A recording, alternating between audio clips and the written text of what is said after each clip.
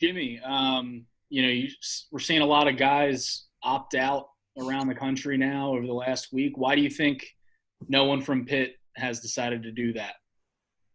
I think we got a team full of guys that really love football. And right now, playing the season is our top priority, and playing football, I think, is what we want most. So I think the university, our athletic staff, our athletic training staff, and the coaches as a whole have done a fantastic job following all protocols and making sure we're safe.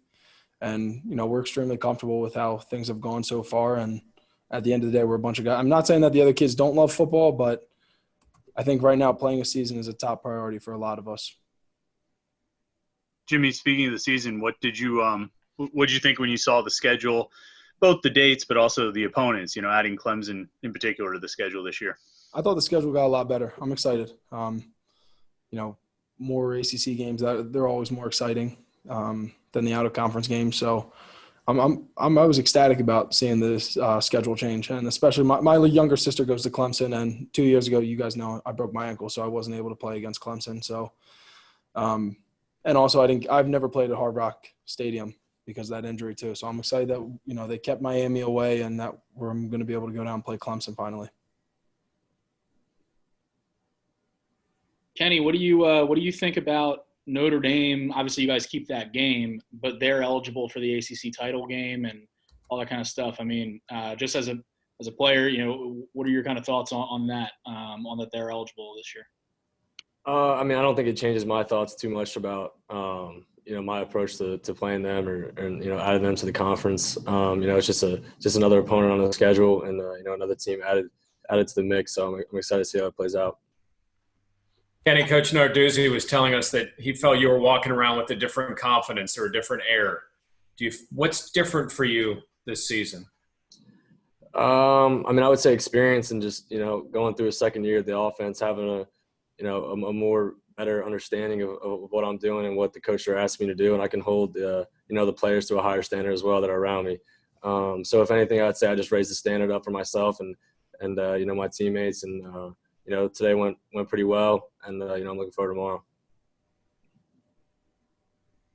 Kenny, Coach Whipple was in here talking to us, and he said that he felt he maybe threw too much at you last year, but he said that's just sort of the way I do it. Did it feel like that in the moment? And, how would you rate your level of comfort with what he's trying to do now as opposed to a year ago? I think, the fact that he threw a lot at us and he threw a lot at me last year, helped me out to be in the position I am now and how comfortable I feel now. As a player, you want to be pushed, and that's what he did. And, I'm happy he did it. And I think, we'll make the jump this year as an offense. Jimmy, why do you think your offensive line, you guys are going to make a jump? I'm sure you feel that there's a lot of improvement to be made, and you have a chance to make that improvement. Why don't you think you're going to be successful with that? We have all of the key returning pieces. We have, I think, is it 6 or 7 guys who have all started games on our line.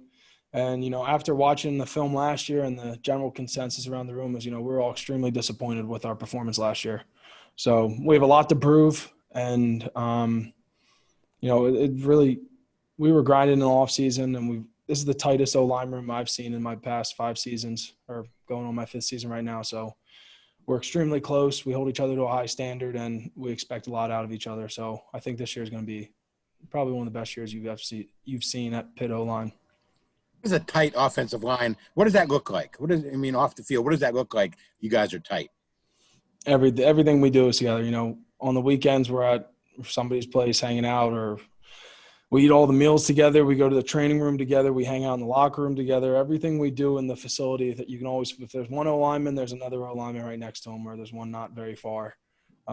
We do everything together. Extra work, extra treatment, positional drills on our own. Everything we do is together. Our group chat's always blowing up. We're extremely tight. Jimmy, as you're watching that film that you were upset about, how much of that is because of the run game, and how do you get that going here this year? Run game, I think, is just more getting a rhythm. We got to put more emphasis on practice. You practice harder, the games become easier. So I think, we had a lot of young guys coming in, not young guys, but inexperienced. And now we have experience. And So now all the guys, know what it takes to what you have to, you got to pay your rent on Tuesday and Wednesday so that Saturdays are easier. So I think a lot of it has to do with how we practice, and, we're a lot more mature now and, more experienced. We're more veteran focus group. You talked about the O-line being pretty close. How's KJ Wilson fitting in with you guys? He's doing great. Kendrick's a good guy. I'm excited to see us put on the pads and watch him out there. So he's doing a good job, though. Jimmy, obviously a lot can kind of change, COVID, schedule, all that kind of stuff, still a little bit up in the air. But seeing an actual schedule release and everything, was that kind of like a sigh of relief for you and you guys? I mean, how did you, regardless of who you're playing, just seeing that grid with the helmets and everything like that kind of get released, what was kind of your guys' reaction? It was definitely relieving. I was excited to see it finally that they put out a schedule, and then we know who we're playing and when we're playing. But right now, just trying to take every day, one day at a time, and control what I can control. So I was glad to see the ACC did that. And, our team, Pitt football program as a whole, is excited to play all 11 games. Planning on playing more, hopefully. So, but, it was exciting for me to see, especially because it's my last year. So, Jimmy, Coach Narduzzi said that you guys had a really smooth first day of practice, and you talked about the closeness of your line. How do you feel about the timing of you guys as a unit, footwork and having to put things together as far as starting the season compared to previous years? Can you what do you mean by time? Just like footwork or? Yeah, like footwork, coming off the ball at the same time, making sure that you guys are on the same page and communicating so far. I think a lot of that has to do with experience. So we've all played next to each other for, we've had a whole season under our belt. We lost Nolan Ulizio, but other than that, Gabe was rotating with him and Cradle was coming in halfway through the season. So we've been around each other for a long time. Bryce and I have been playing together for 2 years, starting next to each other every game. So, O-line is just all about cohesiveness. Every guy has to do their job or else the play's not going to work. And I think the more plays you get, the better you are. So we're in – having coached Borbs now over the past couple seasons. So we all know what's expected of us and we hold each other to a high standard. So just making sure we continually execute that standard every day. Jimmy or Kenny, you guys can either of you feel free to answer this, but Pitt hasn't announced a set return date for one of these days for people to go back to in-person classes yet. Are you guys comfortable playing a season when the university says that in-person classes aren't safe to return to yet? Want to go, Jim? I'll go second. Yeah, I'm completely comfortable. I'm ready to play the season, so I'm fine with doing virtual classes or in person. I don't think it. Hopefully, it won't affect me, but I know that down here in Southside at the Durats complex, the coaches and the medical staff have done a fantastic job of keeping us safe. So that's not one of my worries right now. Yeah, I agree with Jimmy. They also gave us the option of when they do go back to class to stay online, which I will do. Just have to put myself at risk and be around people that I'm not around every day in the football facility. So I'll explore that option if they give it to us. Kenny, how has this whole thing, as a young man, senior, a leader, how has this whole pandemic changed your perspective on life and football? Right. I mean, you got to be more appreciative for the little things in life. I think, when we were in quarantine and, you're not coming to a first-class facility every day. You're training in a garage, you're running in the street, your hot fences trying to throw. Just more appreciative for the things you have and the people that you do it with. So if anything, I'll take that away from this whole experience. Kenny, what about your physical maturity? Do you find yourself being a little stronger, throwing the ball a little tighter, a little farther than you did maybe a couple years ago? Obviously, definitely from when I was a freshman. I think I made jumps every off season, but this one especially, going off of Coach Stack's program, being real strict on myself and my training habits when I was home. I came back a lot stronger. I came back with 9 pounds of muscle and down 7 pounds of fat. That's a tribute to the Coach Stack and the program that he sent us out. So physically I feel this is the best I've felt in my career. So I'm excited to get going.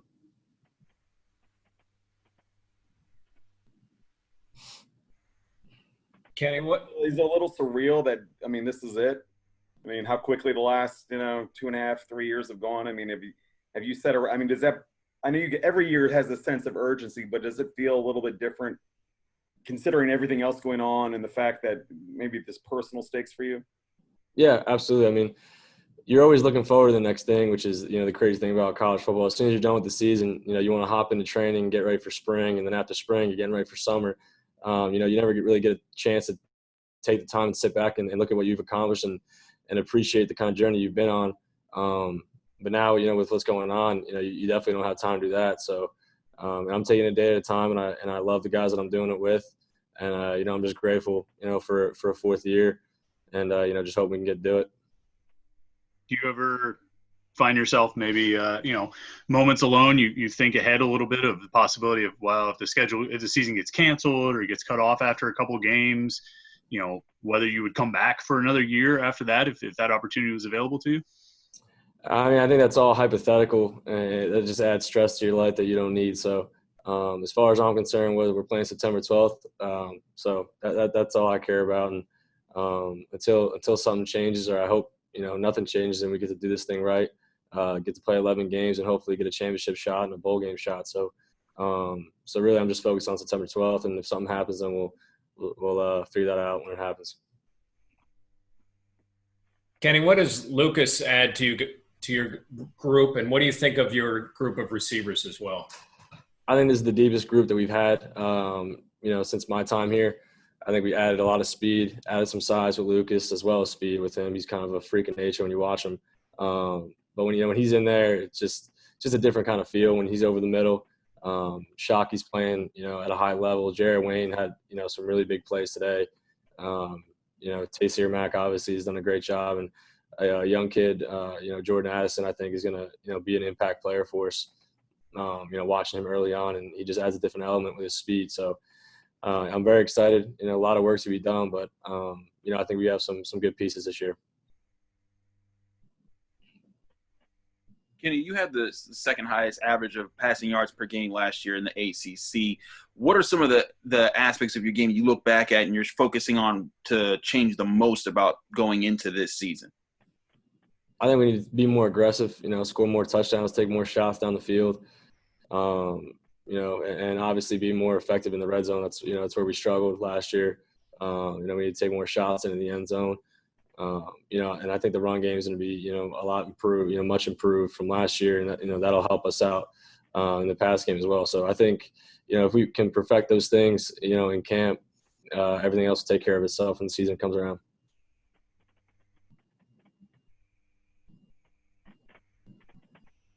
Any final questions for either Kenny or Jimmy? Jimmy, you've had different coaches along the way. What's it mean to a team to have the continuity of the coaching staff, and how does that kind of play out for you guys in practice and getting prepared?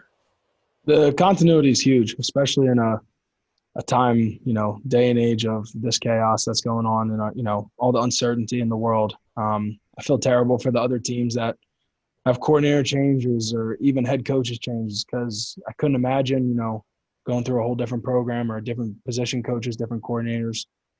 It's a lot. So it's great to know that, we have every coach back and a lot of returning starters back too, which is nice. Jimmy, let me ask you the same question I asked Kenny about how this whole thing has changed your opinion as a senior member of the group. Just going through this process, how has this changed your perspective?